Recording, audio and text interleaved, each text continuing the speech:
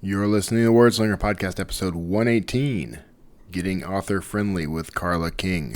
This episode of the Wordslinger Podcast is brought to you by Draft to Digital. Convert your manuscript, distribute it online, and get support the whole way at drafttodigital.com. It's the Wordslinger Podcast, where story matters. Build your brand, write your book, redefine who you are. It's all about the story here. What's yours? Now, here's the guy who invented pants optional, Kevin Tomlinson, the Wordslinger. Wordslinger. Hey everybody, this is Kevin Tomlinson, the Wordslinger. Thanks for tuning in for another week of Wordslinger hijinks, we'll call them. Today I've got like three things I want to throw out there to you from people who've called or written in. So I won't dilly-dally. But real quick, I just wanted to say this is the 30th of June as of the very moment I'm recording this. That means that the 4th of July is coming up. Here in America, that's Independence Day. Very important holiday for us. We're celebrating our independence from England, frankly. This is our celebration of the day that we officially became a country. I guess that's not quite true. It's our celebration of the day that we became independent, an independent nation. That's a more accurate way to phrase that. So, back off, historians.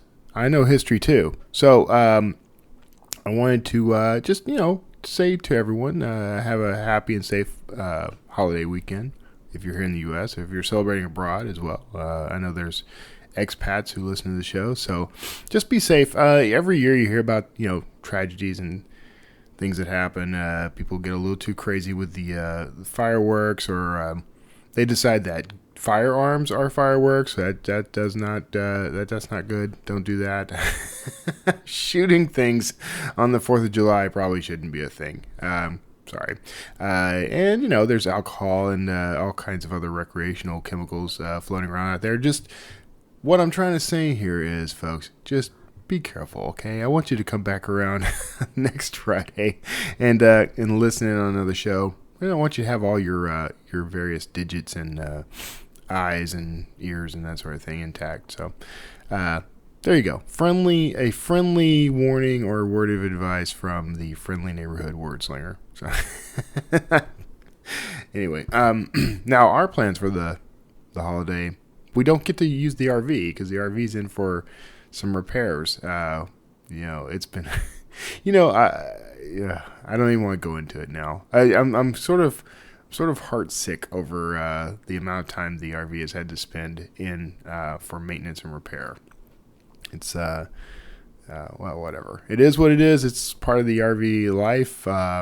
I'm glad that we now have our home base, so that we don't have to bunk out with someone else while we're waiting for the RV to be fixed or maintained. But it would be nice to have it for this long weekend.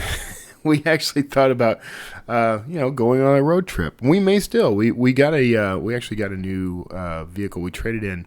So I don't want to hear the backlash on this. I already got an earful from people, but my wife and I had a leased Toyota, and it was our second lease in a row. I do not approve of this, by the way. I don't like the idea of leasing a car. I think it's a waste.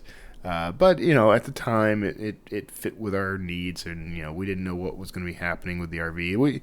It fit. But it came due a couple of weekends ago, and we got a new vehicle. We got a Toyota Highlander. It's not actually new. It's slightly used. It was like a 2015, so not all that used, but in great shape and a good price.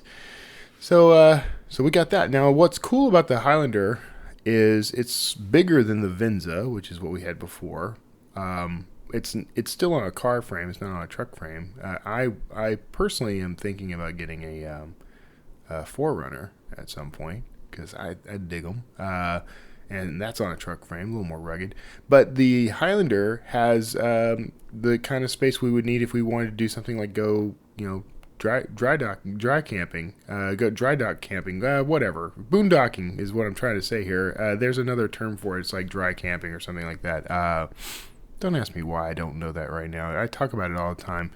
But basically, I mean, we could go set up and sleep in the back of the car and have a tent and have, all the amenities for camping. So we may do that since we don't have our luxurious RV with us. But the great thing about that sort of thing is you can go to more like national parks, national forests, that sort of thing, where you wouldn't normally be able to bring, first of all, a large RV. Usually anything under 40 foot, I think, is allowed in most like national parks and state parks. But there are some places that won't let you bring any sort of RV or camper, or at least nothing all that big. And we can get in with a car. So, sometimes we've done that in the past where when we had my truck, I had a truck tent. We went and camped out and put the tent up. We had a little inflatable mattress. It was kind of nice, actually. It was kind of a nice setup, so we've got the means to do that. So we may do that this weekend. I don't know where we'll go. We're thinking Fredericksburg. We like it up in that area. It's kind of hill country, and we found a couple of spots that were really beautiful. But we'll see. And we've made no reservations and no plans because that's the way we like to roll. So. That's just it. It's the discovery that's more fun than anything. Anyway, I promised you some words from we'll just call them slingers. Some words from some of my recent slingers who reached out and contacted me. The first is an email I got. And by the way, if you want to reach out to me via email, go to wordslingerpodcast.com, hit contact, and you can send me an email right from that page. But this is from Julian Raspberry. Sorry. And the subject is, I'm a fan. So Julian won me over already. So anyway, here we go. Julian says, I just finished binge listening to all prior episodes and am eager for the next. Count me as a great fan. Thanks for being the inspiration you are.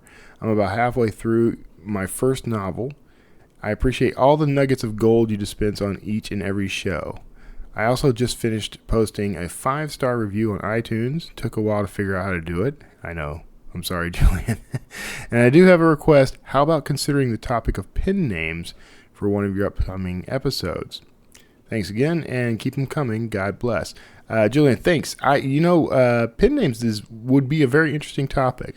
So I'm going to look into, I know a few folks who write under pen names.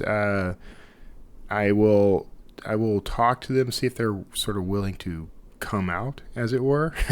Maybe they'll discuss that, or maybe I'll just have them on the show and they don't have to discuss who their pen name is. We'll do something like that. I don't write under pen names myself, obviously. And by the way, Julian, I'm sorry, I misread the first time I read your email, so I thought you were telling me you had picked up my first novel. You're halfway through your first novel, so very different message, and congratulations. I think that's amazing, and let's get you to the finish line. We're gonna figure that out for you. But anyway, yes, pen names would be a great topic. So if you would also like to suggest topics, by the way, fellow listeners and slingers, that's a great idea. I love that. I'm always kind of considering, angles. I don't really do topical shows that much. Maybe I should just start doing that. Say, I'm going to talk about pen names and go find folks to talk about pen names, or just do an episode about that. Anyway, thanks for writing in, Julian. I appreciate it. And thanks for being a fan. I am also a fan of yours. So good luck with the book. If there's any way I can help, just ask. All right. Next up, I got a voicemail. Now, you've heard from this person before. This is a slinger who has been on the show by voice, at least. Well, they're all by voice, but this is a slinger who has left a voice message before, and I'm talking about Aloysius Kling. So, Aloysius, take us away. Hi, Kevin. Aloysius Kling here again. So as a new writer, I find that describing scenes and writing character actions goes pretty well for me. But I still have a hard time with dialogue. It takes me quite a few pages to find a character's voice, and even then I'm afraid that all my characters end up sounding the same. I particularly have trouble with female characters. In my current work in progress, I have a minor female character whose role I plan to greatly expand, but I keep getting hung up on her dialogue. I don't know if that's sexist or not. I don't mean it to be. I'm just trying to write it as realistically as I can, or as realistically as you can in a fantasy setting where everything is made up. But what advice would you have for a male writer who's trying to write for female characters and struggling? Thanks again, and I look forward to your feedback, and I love the show. Hey, thanks, Aloysius. Okay, that's one of the trickiest things that you can master when it comes to craft. Because honestly, you can, and people do this, I do this, you can get by with very little description about setting or the characters themselves and define your story entirely with your dialogue. This is what I do, okay? So, and some people will criticize it, but the fact is, this is what happens a lot in film and television, and in a lot of the finer works that you've read from, folks like Hemingway. You get less description and more of a feeling of where you are and what's going on through dialogue. So it's very tricky, and it's tough to master, but it's something crucial. So you're on the right track just by wanting to know more. So here's the deal. The real key to just understanding dialogue in general is making sure that you're listening. You develop an ear for dialogue in the world around you. You can start by just, paying close attention to how people talk in movies and television. While that is not always the most realistic dialogue in the world, I mean, we're used to hearing it. And so if you kind of pick up on the rhythms and cadence of how people talk in good films, and don't go with, as much as I think Aaron Sorkin is a master of dialogue, you should definitely go check out anything Aaron Sorkin's done, and see how he handles dialogue. But he kind of, sometimes it gets into patter with him. So, I would definitely listen to him and sort of mimic him at times. But for the most part, go out and find films where people are just having conversations and are being very casual, and listen to how they talk. Listen to how the women speak. The thing about writing dialogue for women, honestly, women are people too. Women are, I know this was a revelation to some people. It shouldn't be, but no, but honestly, dialogue is dialogue. It doesn't, the gender shouldn't impact the dialogue that much. What you want is intelligence. You want the character to reflect who they actually are through how they speak. So it doesn't matter what their gender is, but it might matter what their role is. So in particular, when you're watching films and television, and also when you're eavesdropping on conversations out in the real world, which, you should be doing for the sake of your art, not for any sort of, and not for any other reasons, but you should listen to every time someone speaks. You should listen to what they're saying and how they're saying it. Sometimes you can't translate that directly onto the page effectively. We tend to speaking with a lot of gaps, with a lot of dropped syllables, that sort of thing, and we have a lot of uhs and ums, as I will demonstrate throughout the program.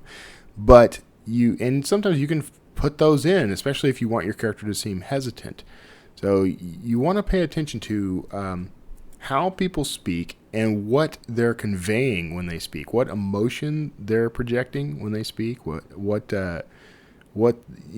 tone the conversation is taking, and not just the words, but start listening to the inflection, start listening to the rhythm of it.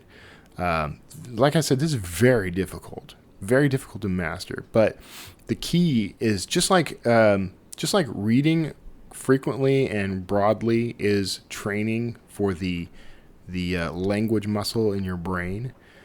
Listening closely to the dialogue you hear around you all the time is your training for that particular muscle. So I know that may be that's not an ABC steps kind of thing, unfortunately, but the way most authors master dialogue is listening closely to dialogue. Pay attention also to what you read in dialogue. See what works for you. Attribution is sometimes important. I tend towards Stephen King's rule of just use the word said. when you're doing attributions, and that's to avoid what the Swifties, the exclamations and the funky adjectives and stuff that people sometimes use for attributing dialogue. Experiment a little though. Find what works for you as far as conveying the emotion of the setting. And since you're in a fantasy setting, I mean, honestly, you can get away with just about anything. The affect of the character's dialogue can be just about anything. But you want to go and research that genre too. Look specifically at books that are like your book and see how that author is handling dialogue.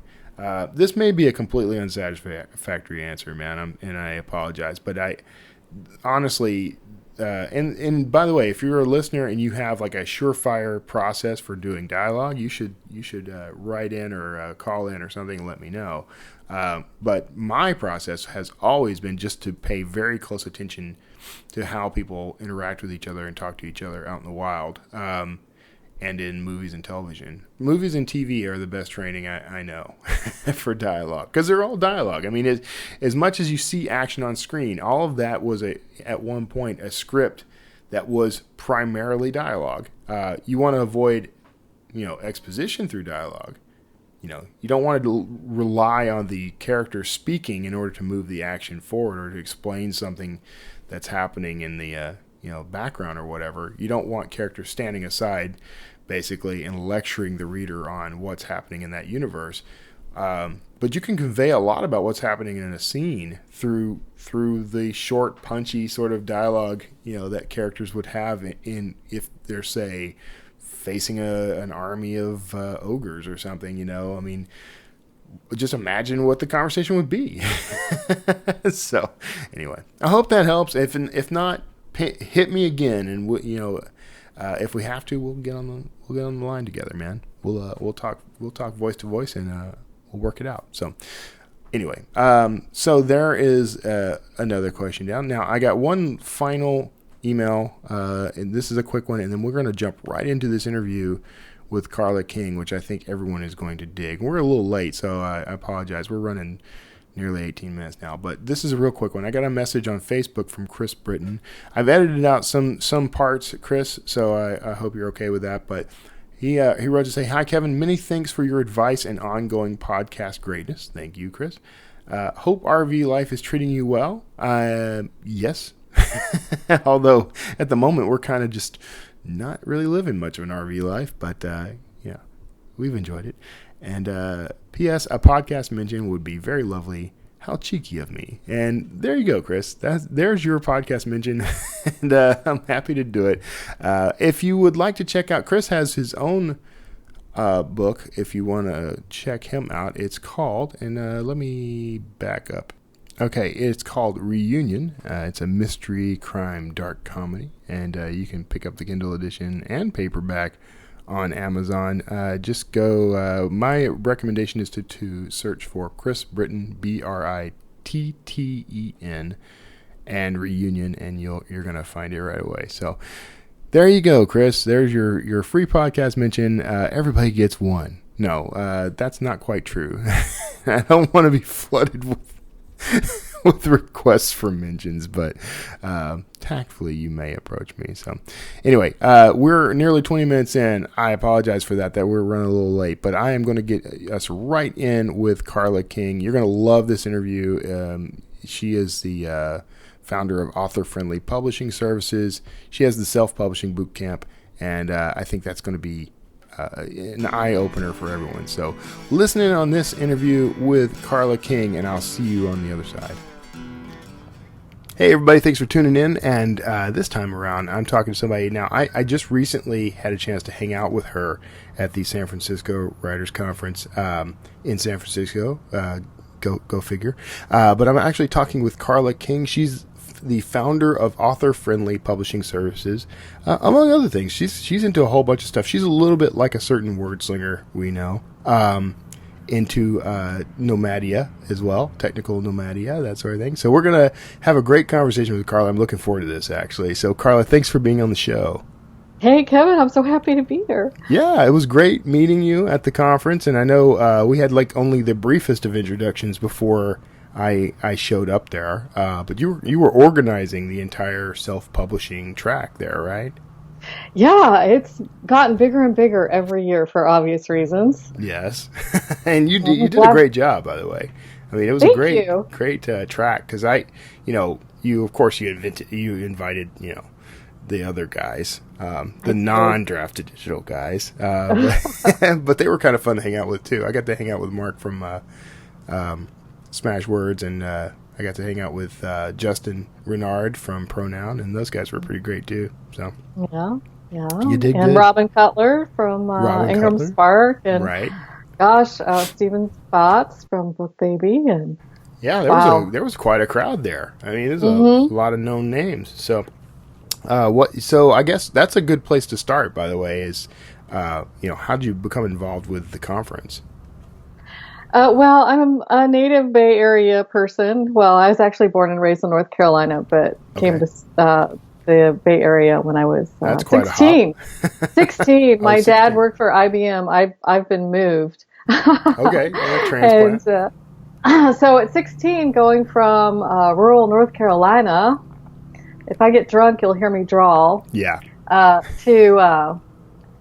To hop in San Francisco Bay Area, it was quite the shift in my consciousness. Yeah.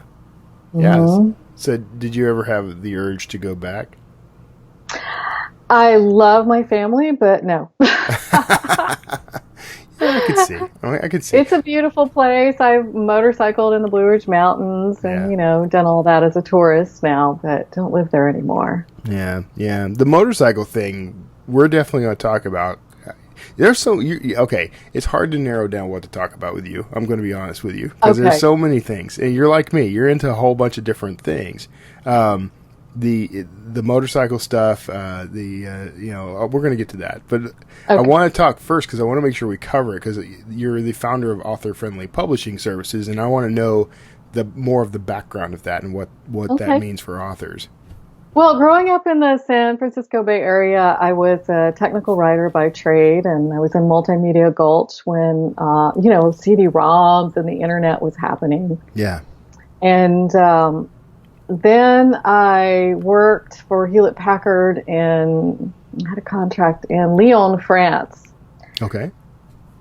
And all of a sudden, I wanted to be a travel writer, right? Because everybody wants to be a travel writer. Right, at some point, yeah. Exactly.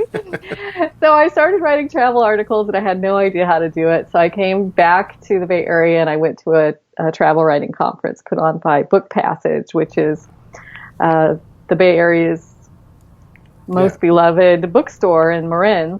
Yeah. And I got to talk to actual travel writers and people who were hiring them to write. And one of those people was Alan Noren, and he was working for O'Reilly and Associates, which is now O'Reilly Media. Right. and this thing called the internet was kind of happening. Nobody really heard of it. Not a whole lot of people had heard of it yet. Right. And they had this idea that it would be cool to do live dispatches from travel writers who were actually on the road, like doing stuff. Yeah. And they couldn't find a travel writer who knew FTP, HTTP, all of that. So they were hiring these people, and they were failing because they would fry their modems in a digital system, phone system in China. Yeah. So I said FTP and HTTP, and Alan was like, "Oh my gosh, that's great!" And he had arrived on a motorcycle, and I have been, a motorcycle enthusiast for a long time. I've ridden since I was a kid. Yeah. So we connected over that, and I said, "Well, I came back to the U.S. just recently, and my plan was because so many people in France and Europe said, 'What's America like?' And I could only tell them about California and North Carolina. I had vowed to go on a motorcycle trip around the United States and find out more about my own country, right? Because it's a big, fascinating country." And he said, "Well, why don't you write about it for O'Reilly?" Wow. And so then I went and chose a motorcycle, and there was a Russian Ural motorcycle that this guy was importing from Russia, the Ural Mountains, as a possible business supplying this specialty bike to the industry. But it had some problems, so he didn't know if it would actually. I asked him about it, and he didn't know if it would actually make it like to Montana. And I said, well, I'm a country girl. I'm good with mechanics, and this looks like a cool machine. It's this big sidecar motorcycle. Yeah. It's the kind that Steve McQueen rode in The Great Escape. Oh, okay. Like that. It's like that. So I don't know what kind of geek that makes me, that I know exactly what bike you're talking about now, but I'm kind of happy to know that reference. Yeah, so imagine that, So I said, well, I would test ride it, and they said, okay, they would support me and send me parts if I needed, and I could write about it for the internet, Right. And it wasn't, and so I set out on my trip, and the dang thing broke down every 100, 500 miles. I replaced 4 gas tanks, 5 alternators, the right whole side of the engine, everything. It's a simple machine. And as a country girl whose dad dragged her out to change the brakes on the tractor and repair my own car, it was just fine. Yeah. So it was a good story, and all 500 people on the internet at the time really enjoyed it. And then it became a book, and then nobody wanted it, and so I self-published it. Okay. Actually self-published before that. In France, I wrote a little guide to bicycling the French Riviera that was tiny, and publishers wanted all of France. They didn't want just the Riviera. Right. So I published that, and I went back to France, and because I was a tech writer, I knew how to do it, Yeah. And I made money to go back to France 2 more times, as a tourist. So I was really happy about that. So by the time I published American Borders, it was 2004. And even before that, authors in San Francisco were asking me, how did you do that? Because, as you know, the traditional publishing companies were starting to lowball. Yeah. Their authors, instead of 50,000, they'd offer them 15,000. Instead of 120,000, they'd offer them, 40,000. And that's not a living. Right. No. In the Bay Area.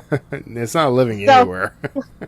So I started giving these self-publishing boot camps, and it just became a business by popular demand. I was forced to create this business, and I was in this group called the Wild Writing Women, who were a group of travel writers, and we all started teaching, and we self-published a book called Wild Writing Women: Stories of World Travel that sold out.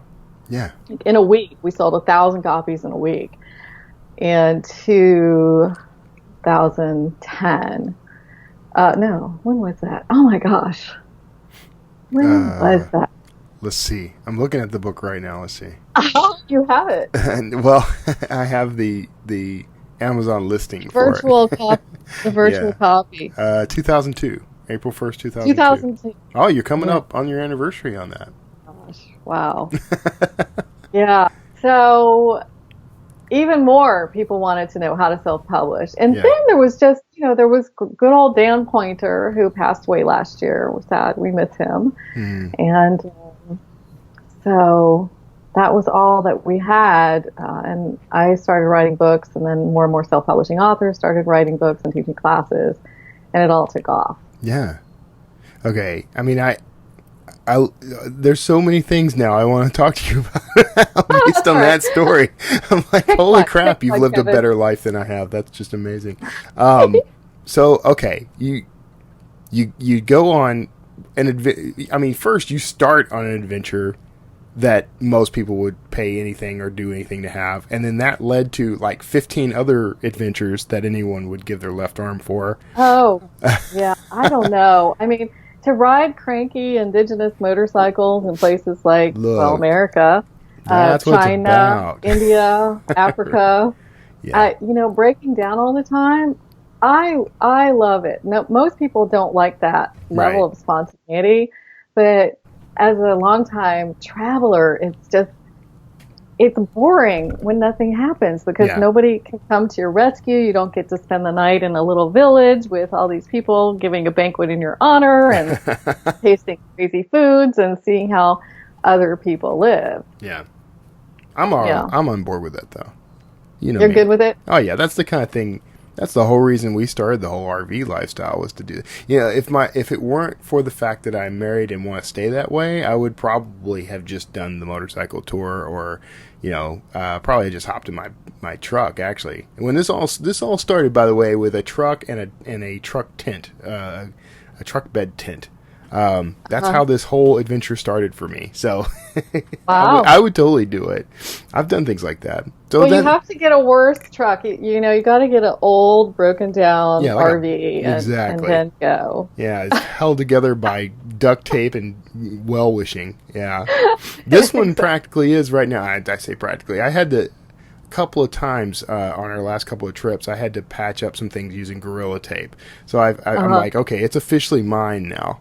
Now that I've had to hold together vital parts of it with tape. It's all mine now. Well, Gorilla Tape, by the way, Jonathan, my partner, and I, we go down to Baja a lot. Yeah. And he has an old Land Cruiser that he bought in the 80s just to go to Baja with. And the roof started cracking. Yeah. The metal, and it rattled so much that we stopped and put Gorilla Tape all around that. Yeah.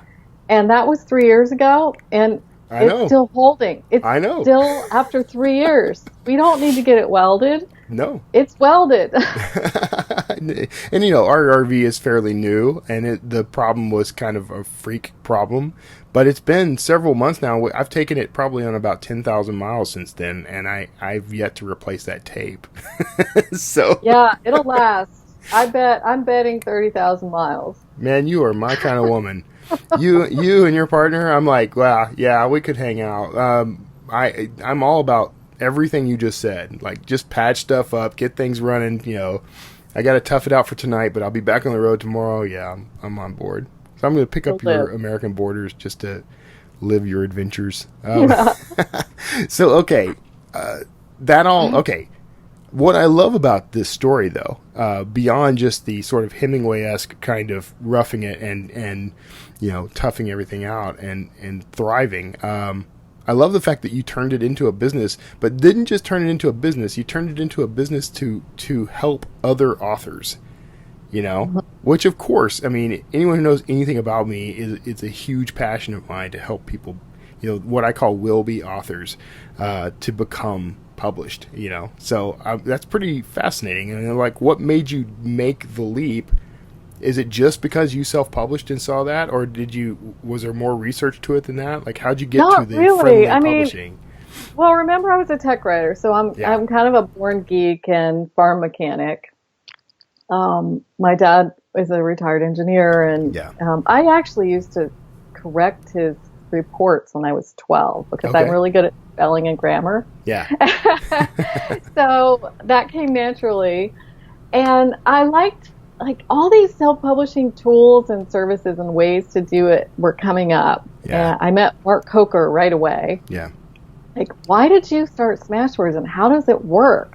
How does the meat grinder work? What is that all about? And then, of course, Amazon and Barnes & Noble's Nook product and Book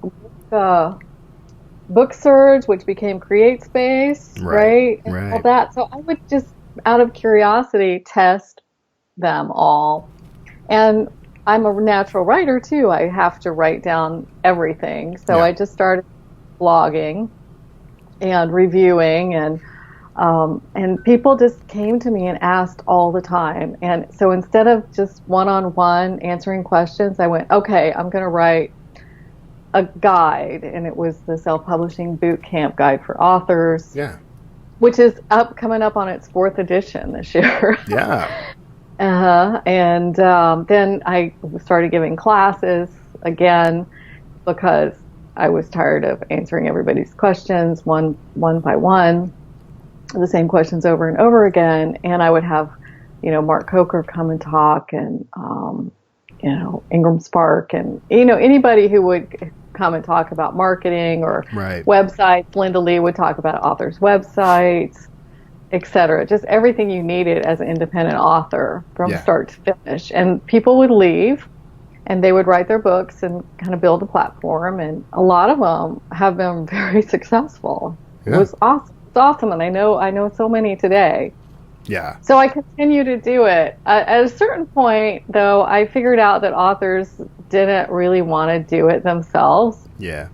And so I started Author Friendly as a publishing coaching service, and some I have some do it for you services like formatting, and I help people. I'm developing a class now that is helping authors finish their book. Like, their book is finished, but they're putting the cover together and they don't know what goes on the front and back matter.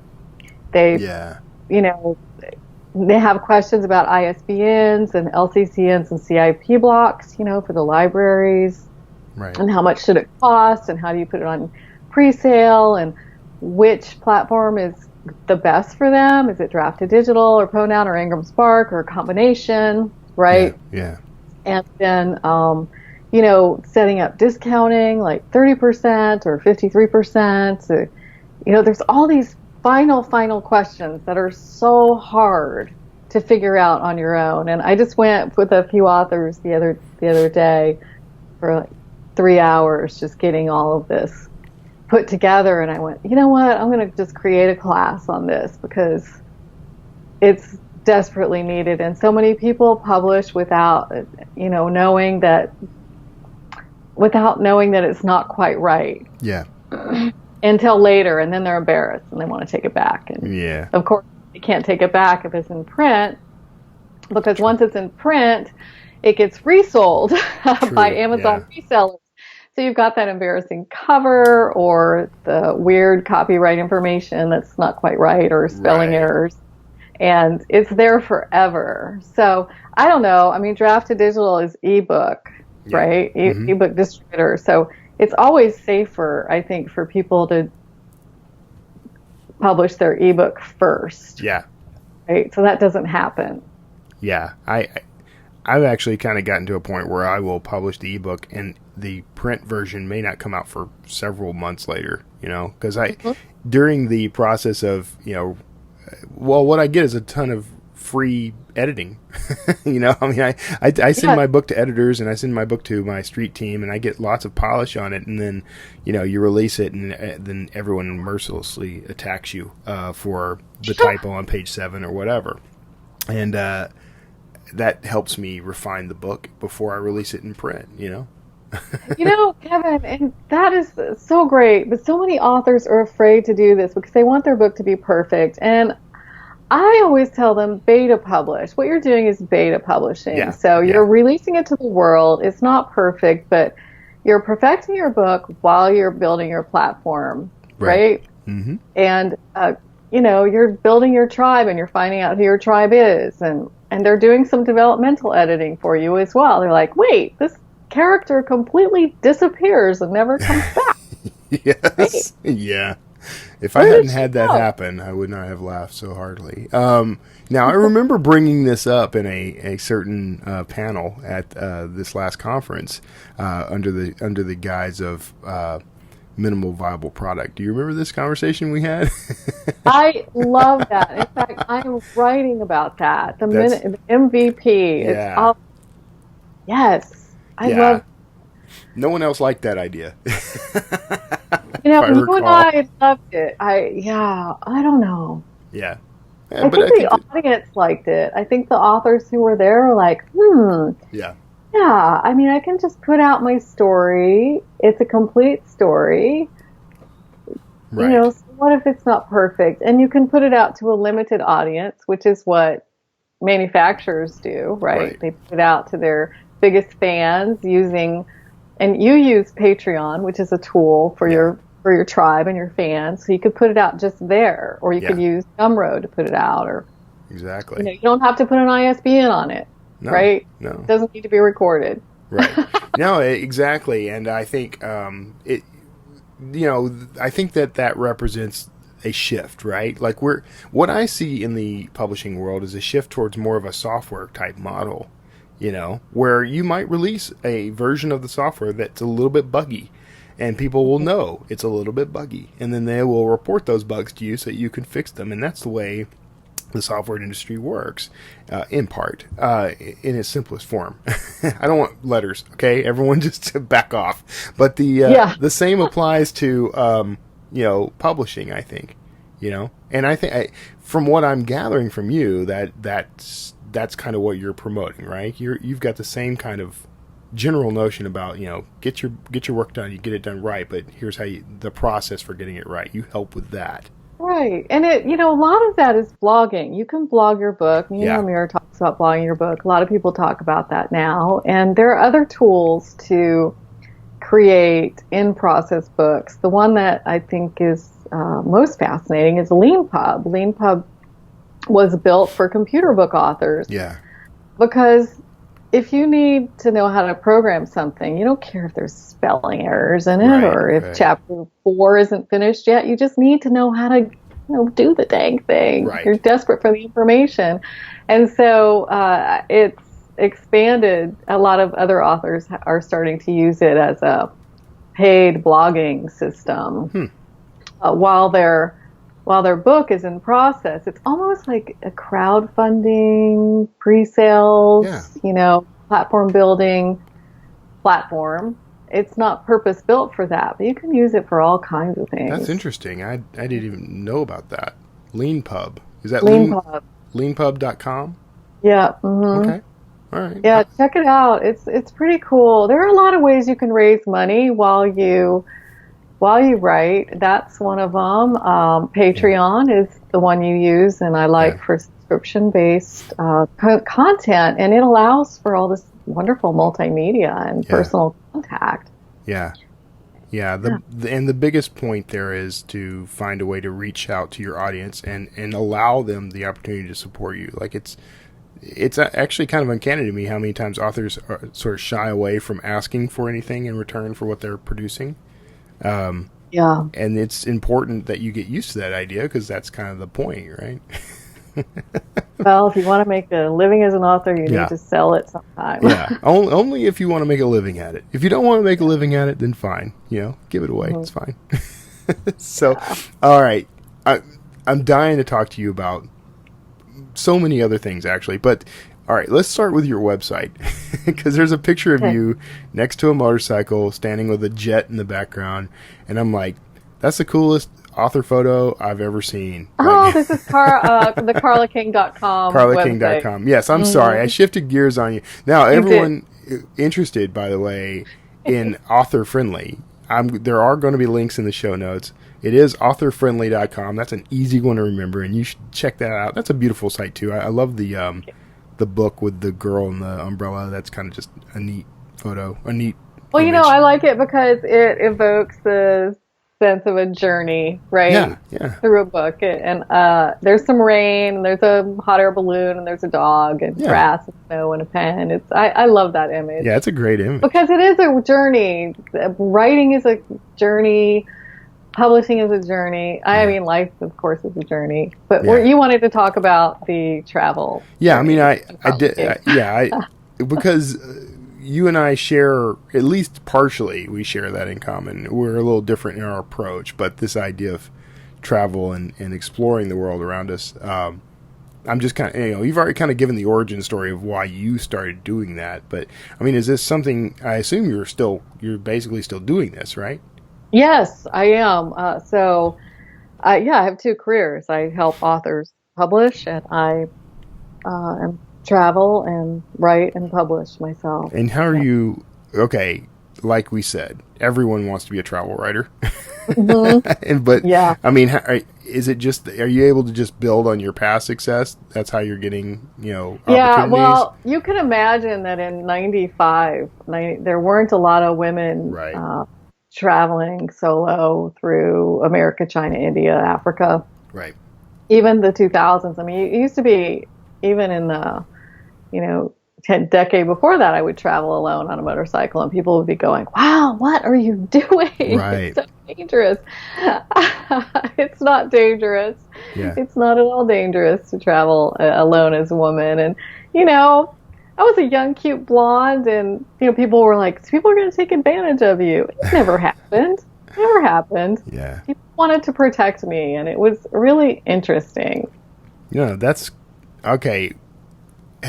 I'm an avid reader of these like travelogue essays, right? Mm-hmm. Elizabeth Gilbert and company et al.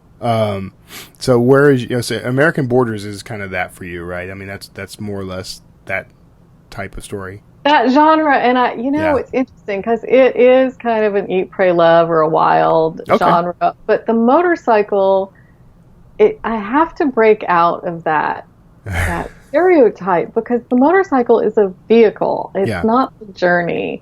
So it was the same kind of journey as, you know, Eat, Pray, Love, right? But it's got a motorcycle. So people see the motorcycle, they're like, oh, I don't motorcycle, so I'm not going to be interested in that. I'm like, well, do you climb mountains, or did you enjoy Into Thin Air, right? Yeah. Nobody says that. You know what it is? It's the cover. It's the cover, and I'm going to change that. So if you have any suggestions, that would be great. But I got to tell you, Kevin, the cover of American Borders, when I go to motorcycle shows, I sign books until my hand. Look. There's no problem in having two versions of this book. Do two different covers. I can do it. Yeah. I can do it. Yeah, no, I've actually given this advice to someone before and watched them like climb charts and even become like a USA Today bestseller. Really? Yeah, because they have two different versions of the book, and one of them, the only real difference is, honestly, there's like a different forward, I think, in both books, and the cover is different. The rest of the content is exactly the same, and it's marketed to different markets. So I need to retitle it too, because American Borders was the name of my blog during the time, and it doesn't evoke what the book is really about. I mean, I went around America's borders, looking at the borders with Canada, Mexico, and talking about that, but it ended up being about borders between people, between races, between cultures. I mean, we're a very diverse culture here in the United States, and that's so true. I don't know how to retitle it. All right, we're gonna work on that. Okay. I'm good with titles. I need to read it. I'll read it and then I'll come back with a title. I'm very good with titles. Excellent. So it's fascinating. Actually, I'm totally trying to just glom onto what you're doing because I think it's awesome. You could build a whole course around that, how to title your book, you know, I should do that, or a product, because titling is difficult. And even though I'm a longtime journalist, I always tell my editors in the magazines that I write for, I'm like, please retitle this because I suck at titles. Just do. That's because it's a different skill, and this is what people don't click to. It's the same thing with copywriting versus writing a novel or writing even a nonfiction book. Like copywriting is its own skill, and it's all about persuasion, which is exactly what a title is about. The goal is to persuade someone to pick it up, which means you're aiming at a specific audience, and you're using words that evoke an instant, clear image that would be attractive to that specific audience, and that's the trick. And there's nothing really all that, there's nothing you can do other than to pay attention to who you're trying to reach out to. You know what I mean? It's hard. I know exactly who I want to reach, but I can't figure out the words, to make them buy my book. And, this is the other big sales tool in publishing is metadata, and your title and your subtitle and your book description and your author name and your bio and keywords are all metadata, and they're absolutely the most important thing you can do for book marketing. Yeah, trust me. I mean, you know that. Oh yeah, that's like I've told people before, copywriting is my staple skill. Like that's the thing that paid my bills for most of my life, and now it's a referral only business, but I mean I still write book descriptions for some pretty big names out there, and it makes a huge difference. Like they'll bring me here's the book description we've had for the past 2 years, and we'd like to spice it up, and it'll spike sales because it's it's more engaging. So it's a different skill. Anyway, I don't want to evangelize copywriting. I do that all the time, but I will be happy to read your book and come up with a new title if you're looking for it. I'd be happy to help. I accept. Okay. All right. And that's cool. I mean, what I love about that, so I have a love for, and I really, ultimately, I would love to do some essay writing of this type. But I always feel like I don't know, something, it's like copyright. It's like the difference between copywriting and other writing. It's like that's a different skill that I apparently have not nurtured. Although I do write short essay pretty well, but that whole pulling from your experiences and writing an entire book about it without it sounding like 300 pages of self-promotion. That's the problem I have. Well, it still goes story by story, and in a travelogue, I guess that's what it's all about. Yeah. And, do you know the Traveler's Tales series? It's a wonderful series of books, travelerstales.com. I think it's still at. And they have books. It was the first place I got published. Okay.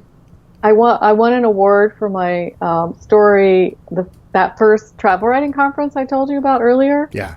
I had bicycled around West Africa solo for 4 months, and it was awesome. Yeah. It was really amazing. And I wrote a story about that, and it won the grand prize at the Writers Conference. Sweet, yeah.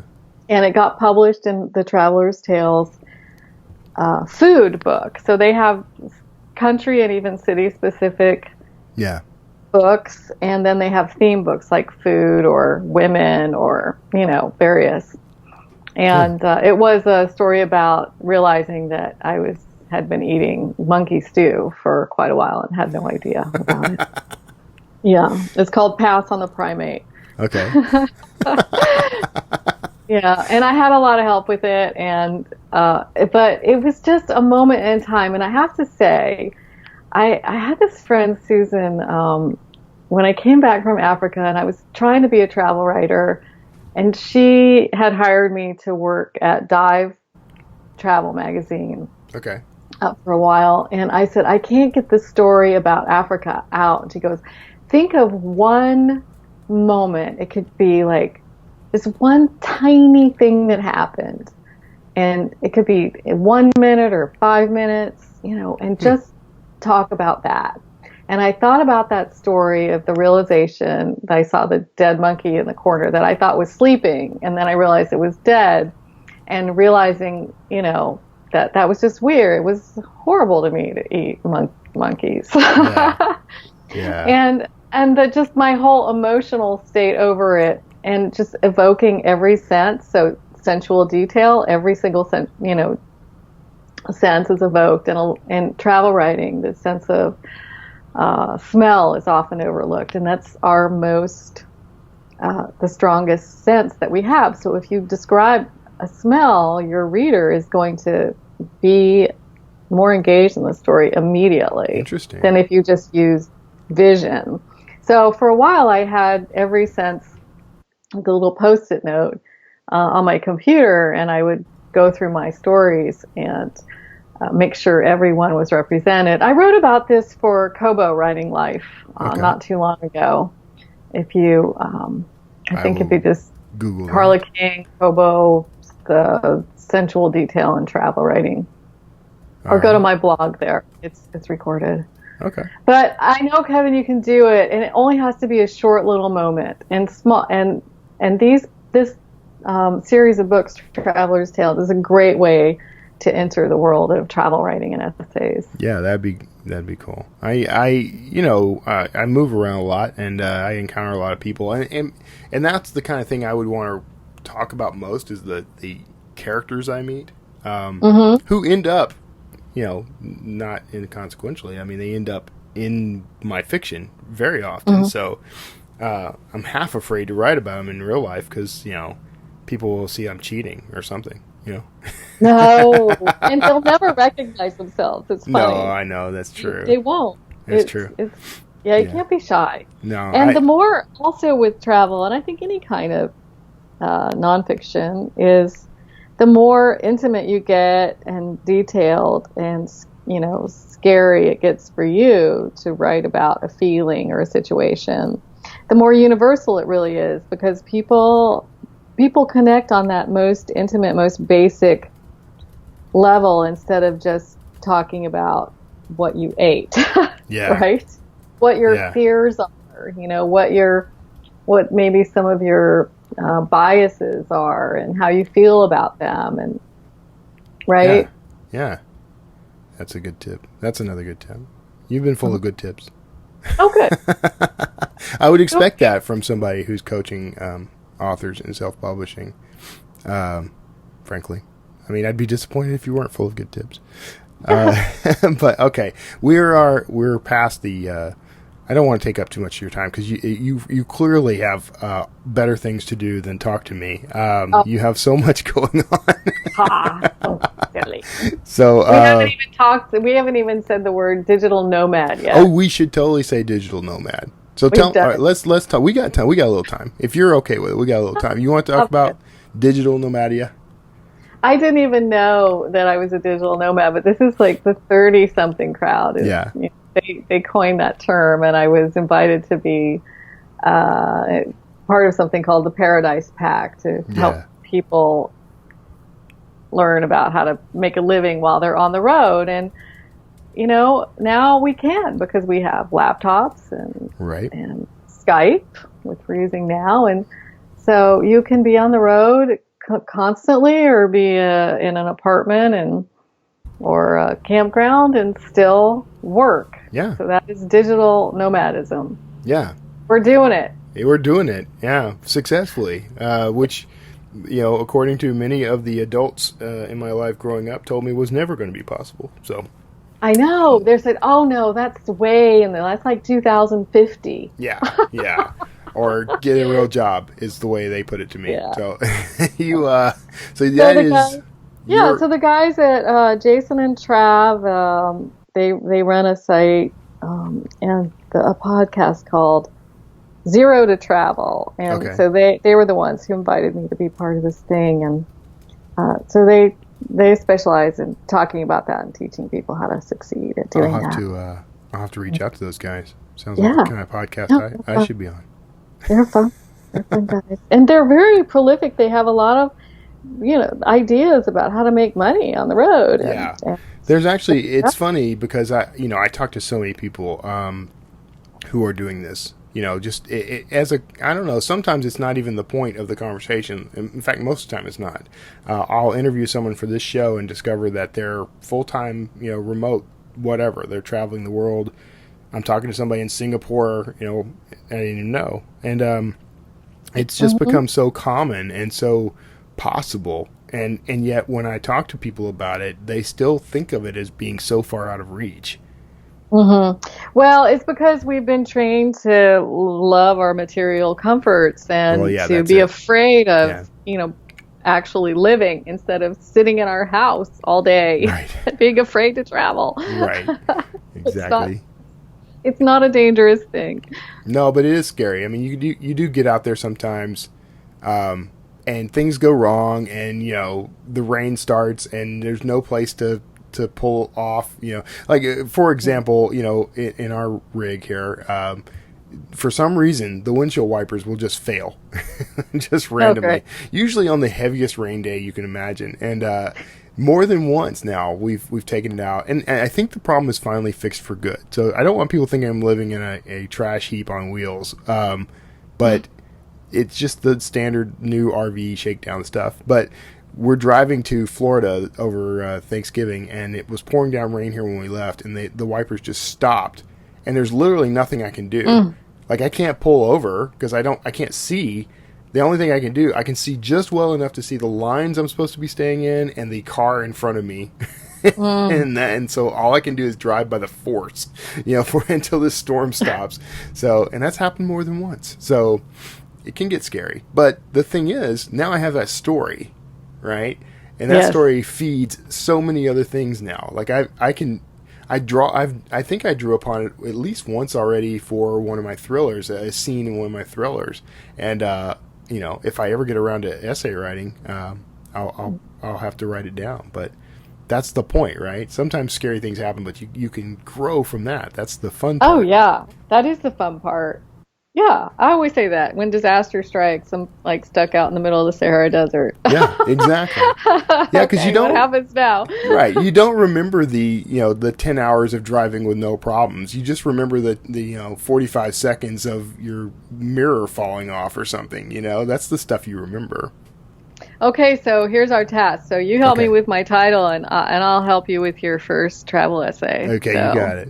Yeah. You got it. Yeah, Got I can deal? live with that deal. I don't even know All right. what that's going to look like. So Well, you've got your work cut out for you. no, you do because you have to write it.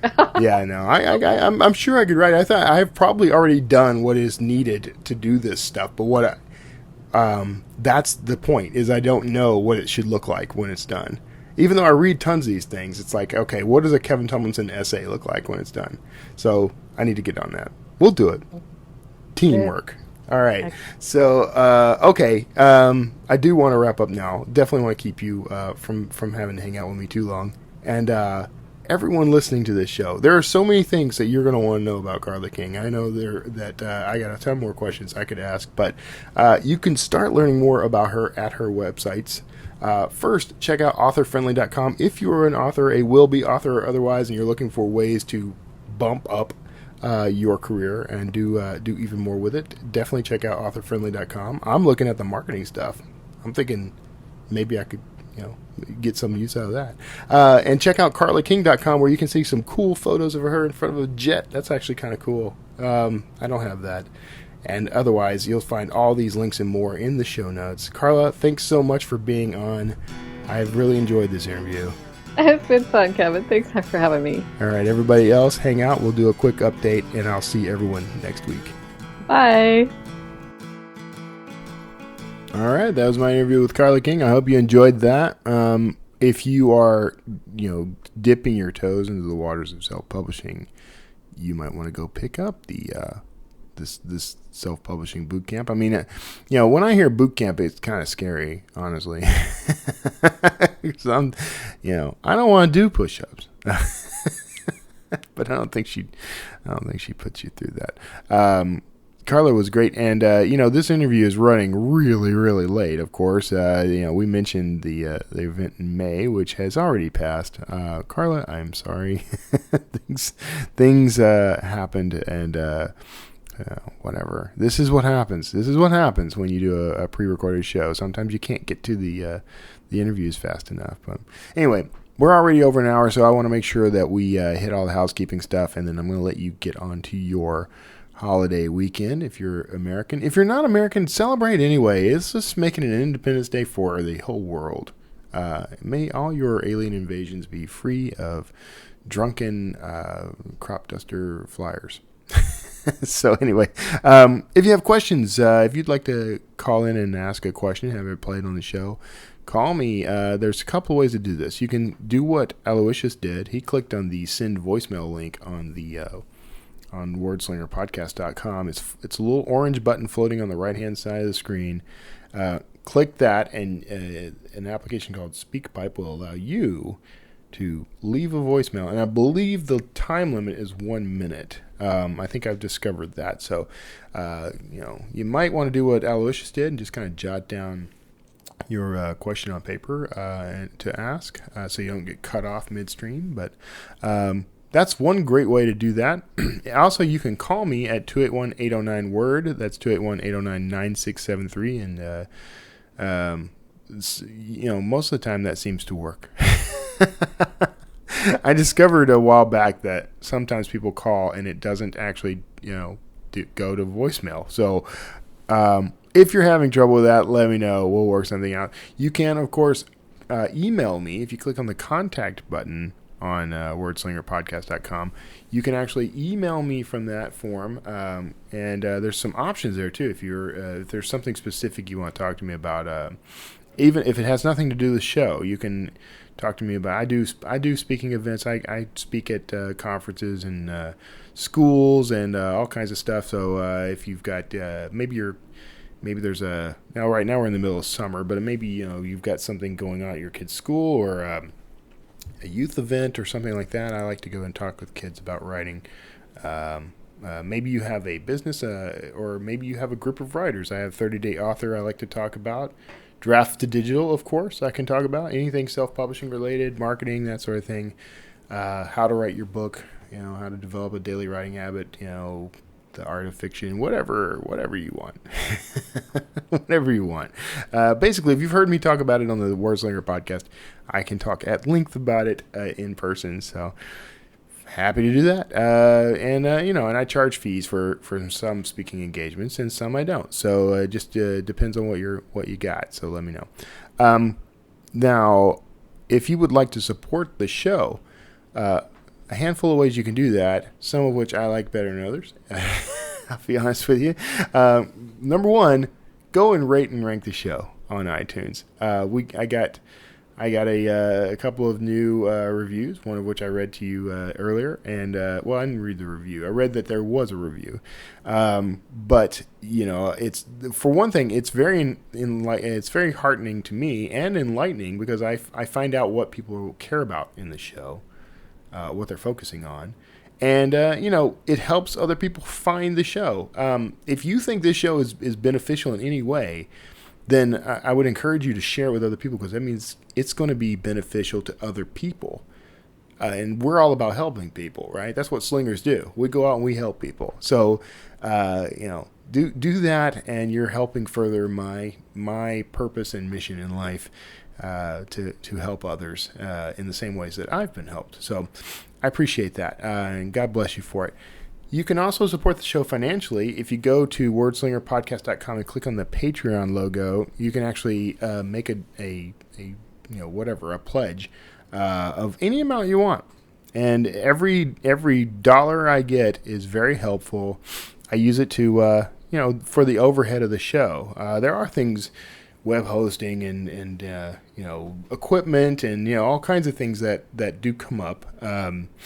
And it's very helpful to me to have that extra bit of funding. So I do appreciate everybody who has chipped in. So if you have a couple of bucks free each month that you want to throw my way, I appreciate it. It's I do the show. I'll do the show if I get nothing. So don't worry about ever losing the content. But if you can help support the show, it makes it that much easier. And, of course, here's my favorite way to support the show. And it all comes down to the books. I'm an author. I'm a thriller author these days. I've just embraced it fully. I mean, I write speculative fiction, but the majority of what I write these days is thrillers. My Dan Kotler thrillers, specifically, are front and foremost on my mind. And I just finished the draft of my latest one. Hold on, I'm going to hit this cough button. That silence was me not coughing in your ear. You're welcome. I just finished the first draft of Devil's Interval, which is the third full-length Dan Kotler thriller, and that's in edits right now. I kind of slacked off on editing this past week, just because I don't know. It's been a busy week, but frankly, I could have done it. I think I needed a break. After finishing the book, and a few other things have come up that I wanted to make sure I was on top of. So took a slight break of like 3 days and didn't do any editing. So I'll get back to it. Editing tends to go much faster than the writing, so I won't be off track by much. And I'll probably do some over the holiday anyway. It's just what I do. So if you would go to wordslingerpodcast.com or kevintomlinson.com, they're both the same site, honestly.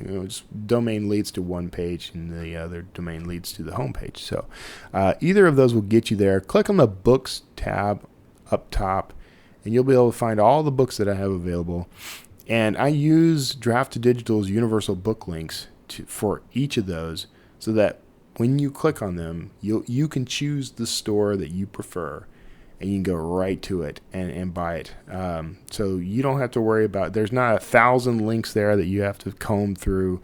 There's one clean, nice looking link, a button actually, and it will take you to whatever store you prefer. So It's not magic. You do have to make a second selection in there, but once you choose, you can make that your default. And so every time you buy one of my books or buy a book by anybody who has a universal book link, it can take you to your preferred store automatically. So go do that. That's my favorite way for you to support this show and the rest of my work, because honestly, when it all comes down to it, everything else aside, if I did nothing else with my career in life, I would write these books.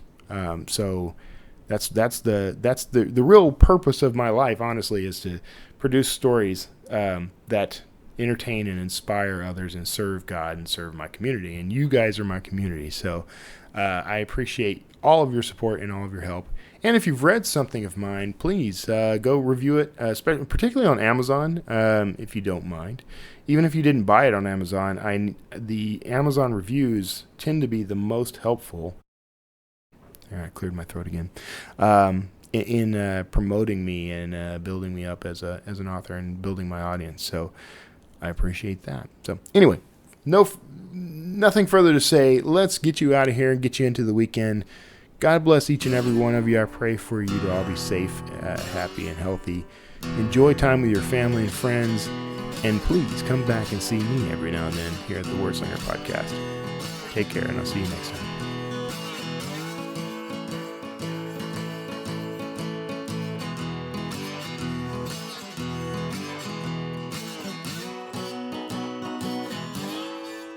Word Slinger.